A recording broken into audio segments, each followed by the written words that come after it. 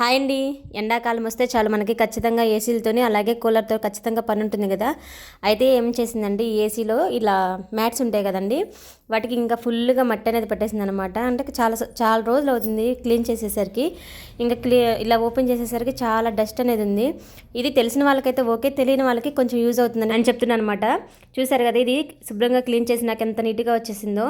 అంటే ఇది మనం క్లీన్ చేసేసుకున్నామంటే ఇంకా ఏసీ అనేది బాగా వస్తుందన్నమాట. అందుకని చెప్పేసి అదిగోండి, మీకు ఓరక క్లియర్గా అర్థం అవ్వాలని చెప్పి వాటి క్లీన్ చేసింది, ఒకటి క్లీన్ చేయకముందు పెట్టాను అనమాట. ఇంకా ఈ డోమ్ అనేది ఇలా ఓపెన్ చేసేసుకొని ఆ మ్యాట్స్ అనేది అడ్జస్ట్ చేస్తే సరిపోతుంది.